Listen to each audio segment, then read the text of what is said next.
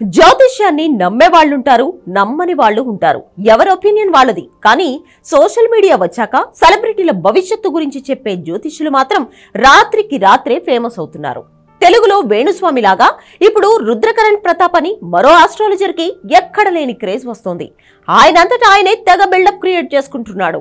Delhi CM Arvind Kejriwal ని కర్మఫలం వెంటాడుతోందని, ఆయన మార్చి 2024లో తీవ్ర ఒడిదుడుకులు ఎదుర్కొంటారని ఆస్ట్రాలజర్ రుద్రకరణ్ ప్రతాప్ గతంలో అంచనా వేశాడట. 2022 మార్చి 25న తాను చేసిన ఇమేజ్ ని ట్వీట్ చేస్తూ, ఇదిగో నేను చెప్పిందే జరిగింది చూసారా అంటున్నాడు.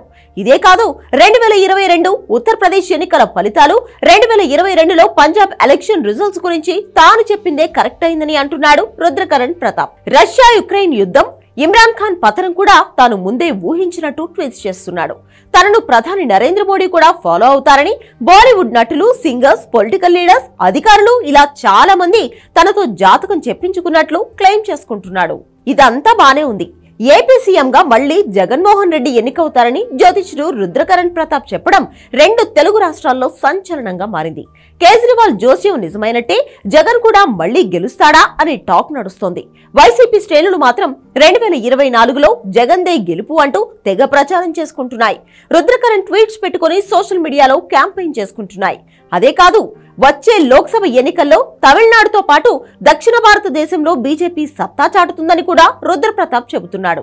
కానీ రీసెంట్ గా ఒక విషయంలో మాత్రం పప్పులో కాలేశాడు. అదేంటంటే 2023 మే 29న ఆయన ఓ ట్వీట్ చేశాడు. అందులో వచ్చే తెలంగాణ ఎన్నికల్లో బీఆర్ఎస్ పార్టీ మళ్లీ అధికారంలోకి వస్తుందని ట్వీట్ చేశాడు. కానీ సీన్ రివర్స్ అయింది. ఈ విషయంలో మన వేణుస్వామియే బెటర్ అని టాక్ నడుస్తోంది. ఎందుకంటే కేసీఆర్ మళ్లీ సీఎం కాబోడని అప్పట్లో వేణుస్వామి చెప్పాడట. లేదు, మీరు కూడా బీఆర్ఎస్ గెలుస్తుందని చెప్పారు కదా అంటే ఆ వీడియో ఎక్కడుందో చూపించండి అంటూ సవాల్ చేస్తున్నాడు. అయితే అసలు విషయం ఏంటంటే బీఆర్ఎస్ గెలిచినా కేసీఆర్ కాకుండా కేటీఆర్ సీఎం అవుతాడని ఓ ఆప్షన్ పెట్టుకున్నాడు వేణుస్వామి. ఏదేమైనా గత 4 రోజులుగా రుద్రకరణ్ ప్రతాప్, వేణుస్వామి సోషల్ మీడియాలో తెగ వైరల్ అవుతున్నారు.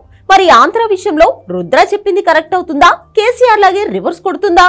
Wait and watch.